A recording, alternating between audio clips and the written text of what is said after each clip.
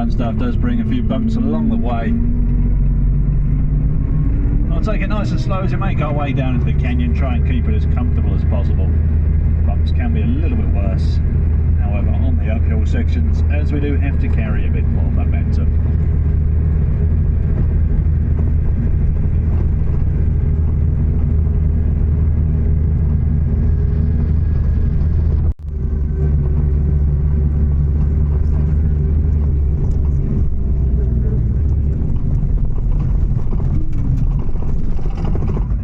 Welcome to Skipper's Canyon then, guys. So this here is the Skipper's Saddle, the highest point we come to. We are around 1,000 metres above sea level right now. And off there in the distance, a big mountain up ahead of us is known as Mount Aurum. Aurum is the Latin word for gold. Au, the symbol for gold on the periodic table. Mount Aurum is around 2,200 metres in height and around 20 million years old. As it's pushed up over those 20 million years, it's pushed a lot of gold out, which has made its way down and into the Shotover River, making it one of the richest rivers in the world.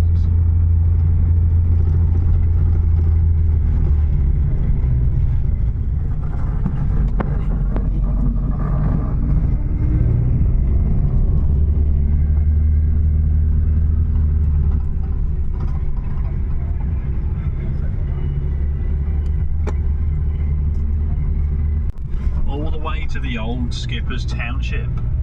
Now, there's not much left of that township these days.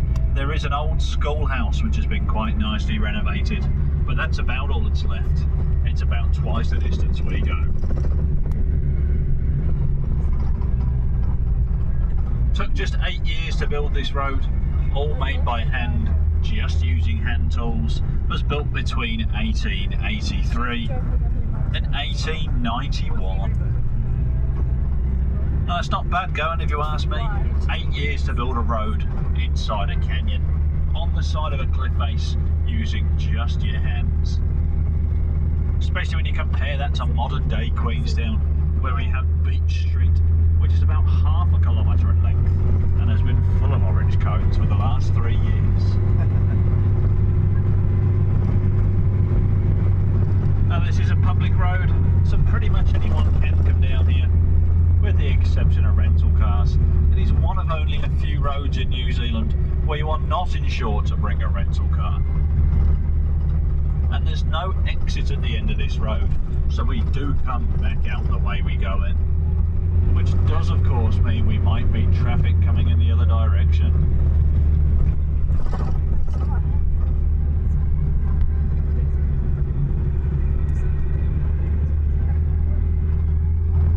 To either side here, which would have then been filled with explosives that would blast the rock away. Now, if you can imagine, those working conditions in the 1880s weren't too great. Men would say that building this road was like going down into hell. So that bit of rock back there was named Hell's Gate.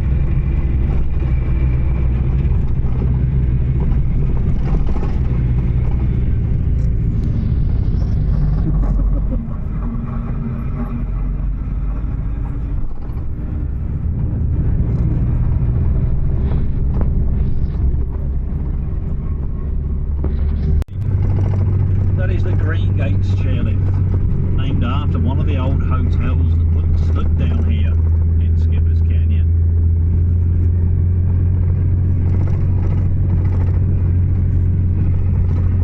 How it got its name, but we did try to fire that bus driver. Unfortunately, due to New Zealand law, we weren't able to get rid of him completely, so we just reduced him down to 1 day a week. So now he only works. This would have been a great place to break up your journey back in the day when making your way either in or around the canyon. And there's a bit of an old story about this place too. So much like modern day Queenstown, they really struggled with their staffing levels, but for very different reasons of course. If you can imagine, back during the gold rush, all the men coming into town would be heading down into the canyon looking for gold, so they would be employing young ladies to work behind the bar there. Now as someone would strike it lucky, get themselves a nice big gold nugget, be making their way back up to Queenstown for their new life of wealth and luxury. They might stop off there for a feed, have a drink, meet a pretty young barmaid and ask her to marry them. And who could say no to a man with gold in his pocket? So off they would go. Now this happened fairly regularly, but to the annoyance of the owners, they had to find a way around this. So they took out an advert in one of the local newspapers which said, "Wanted, New Zealand's ugliest bar staff." Now that is a true story. That advert is even still on display today. You can actually see that in one of the gold mining museums down in Arrowtown, if you wish to. And it's a lot like jet boat driving really, in the modern day.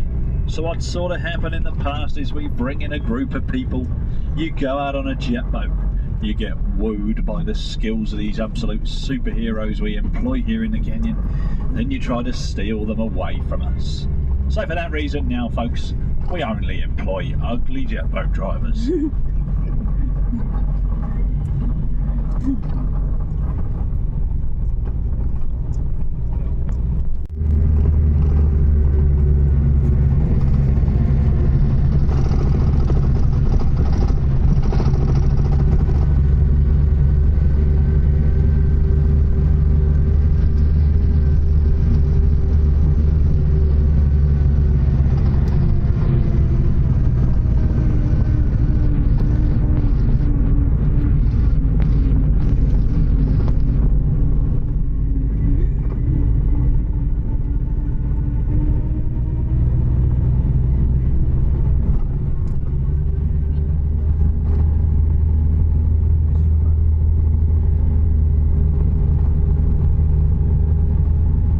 Beautiful views to your left hand side folks, down to the Shotover River.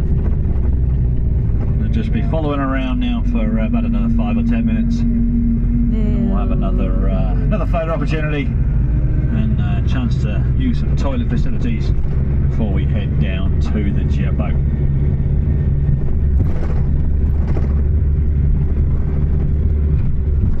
It was named the Shotover River by William Rees.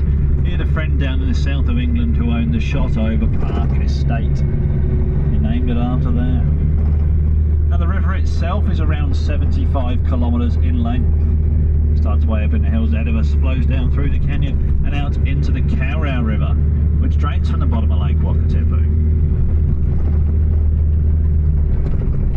That's the name Skipper's Canyon, well that comes from Malcolm Duncan. Duncan was a boat captain, most commonly just referred to as skipper. He was one of the first people to venture all the way up through the canyon, finding gold in one of the creeks way up in the higher reaches.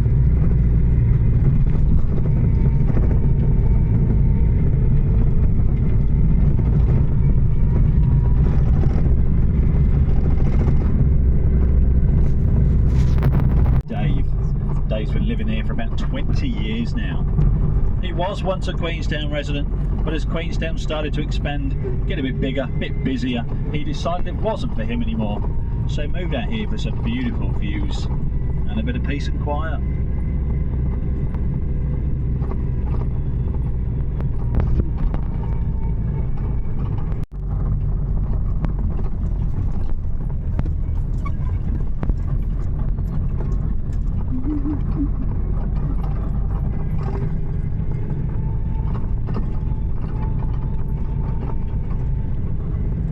And one of the most interesting parts of the road here folks, so this is known as Pincher's Bluff.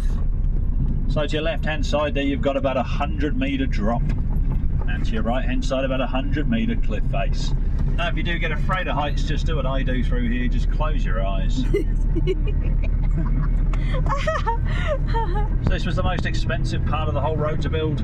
This couple of 100-metre section through here took 25% of the whole budget. Men would have to abseil down from the right hand side with their tools in their hands, chip away at the rock until they've got a nice flat surface they can then lay the road on. As I'm sure you can imagine, abseiling in the 1880s, not quite the sport it is today. That would have been some pretty dangerous stuff.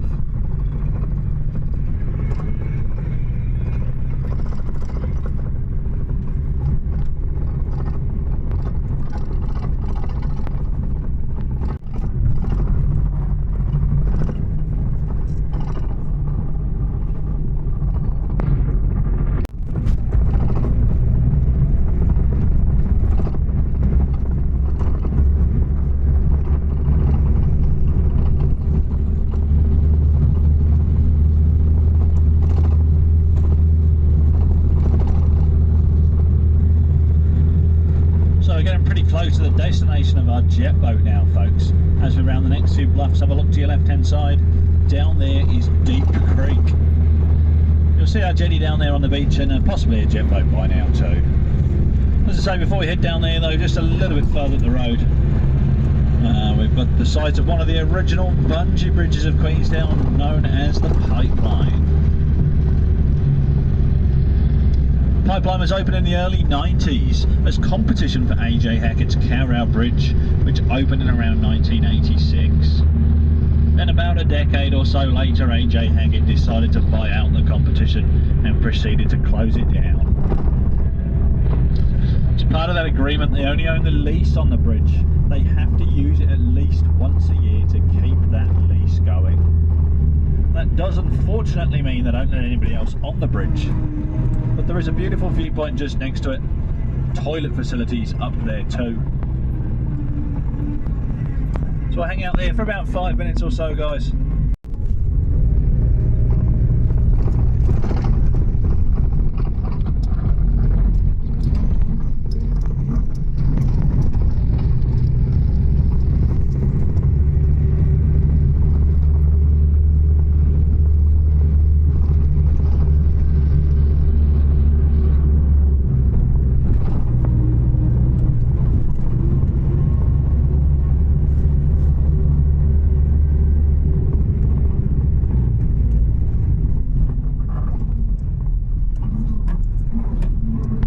Once they're sort of up the water, out of sight, that'll be your cue to jump back on, and then we'll head back down to Deep Creek, get you guys ready to have your go.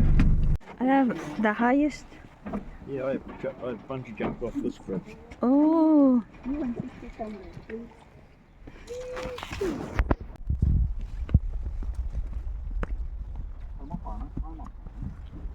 the highest bungee jumping in the world. In the world.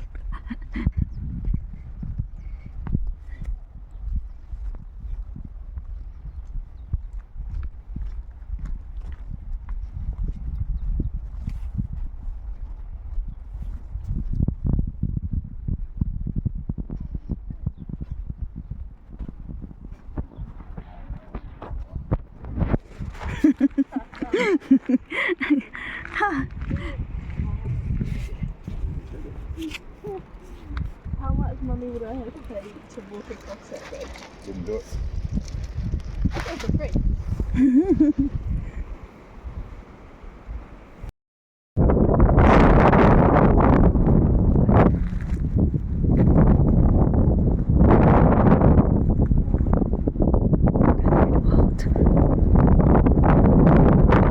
It's a little nickname. He calls it Diego. But as I say, these are just rumours though, folks. Maybe you'll have to ask him. Now once we're down there on the beach, we will hand you a life jacket. That jacket will have a zip and 2 buckles. Please make sure you do up all 3 of those.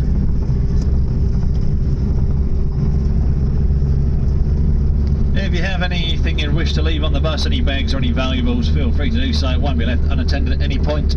But I would recommend taking your phone or camera, as you do get some great photo opportunities out there on the water. Also sunglasses too, if you've got them with you guys, they're a great idea. Keep the wind out of your eyes. But any loose items of clothing, in particular things like caps, tend to disappear pretty easy. Probably worth leaving them on the bus.